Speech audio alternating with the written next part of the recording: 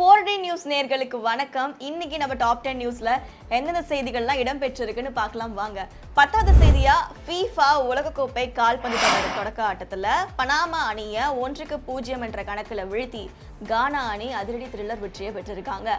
மற்றொரு ஆட்டத்துல குரோஷியாவை 4-2 என்ற கணக்குல இங்கிலாந்து அணி வீழ்த்தியிருக்கு.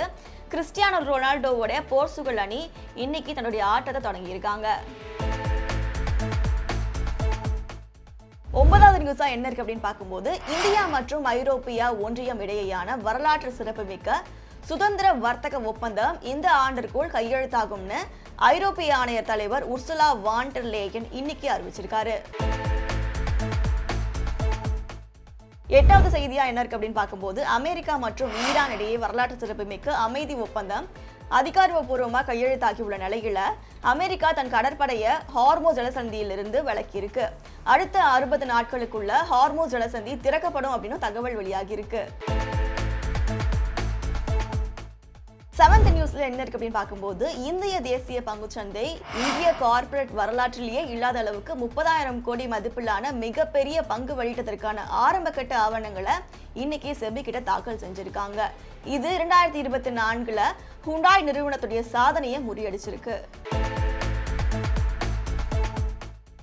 6வது நியூஸா சஞ்சய் ராவத் நேத்து குதிரை பேர குற்றச்சாட்டை முன்வச்சதை தொடர்ந்து இன்னைக்கு டெல்லியில நாடாளுமன்ற அலுவலகத்தில் நடைபெற்ற சிவசேனா எம்பிகளுடைய அவசர கூட்டத்துல உத்தவ் தாக்கரே தரப்பிலிருந்து கொறடா உத்தரவு பிறப்பிக்கப்பட்டோம்.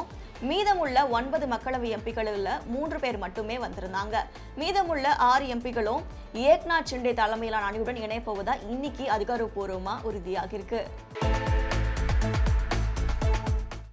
5வது நியூஸா தூத்துக்குடி மாவட்டம் அள்ளிக்குளத்துல விண்வெளி வாகனங்களுக்காக தொழில்நுட்ப வசதிக்காக மத்திய விண்வெளித்துறையின் ஸ்பேஸ் நிறுவனத்தோட தமிழக அரசு புரிந்துணர்வு ஒப்பந்தம் மேற்கொண்டிருக்காங்க. இந்த ஒப்பந்தமானது 100 கோடி மதிப்பீட்டுல குலசேகரப்பட்டினம் ராக்கெட் ஏவுகணத்திற்கு துணையா இருக்கும் அப்படின்னு சொல்லிட்டு எதிர்பார்க்கப்படுது.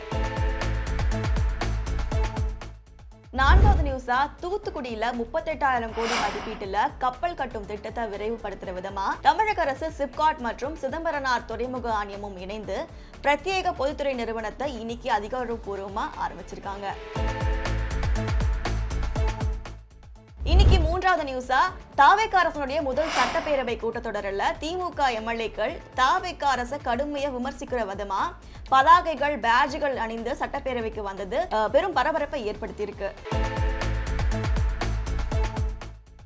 2வது நியூஸா இன்னைக்கு சட்டப்பேரவை நிறைவு பெற்ற பிறகு பிற்பகல்ல சட்டப்பேரவை அலுவல் ஆய்வு குழு தொடங்கும் எனவும் ஆளுநர் உரை மீது எத்தனை நாட்கள் விவாதம் நடத்தப்படும் எனவும் முடிவெடுக்க உள்ளதாக தகவல் வெளியாகி இருக்கு. 1வது நியூஸா தமிழ்நாடு முதலமைச்சர் சி ஜோசப் விஜய் தலைமையிலான தாவேக கூட்டணி அரசு பொறுப்பேற்ற பிறகு அதனுடைய முதல் சட்டமன்ற கூட்டத்தொடர் இன்னைக்கு காலையில ஆளுநர் உரையோட தொடங்கி இருக்கு.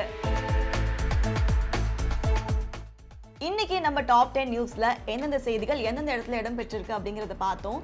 நாளைக்கு நம்ம டாப் 10 நியூஸ்ல எந்தெந்த செய்தி எந்தெந்த இடத்துல இடம் பெறுது அப்படிங்கறத நாளைக்கு செய்தியில பார்க்கலாம். இத்துடன் உங்களிடமிருந்து விடைபெறுவது உங்கள் ஷீதல் ஆனந்த். நன்றி.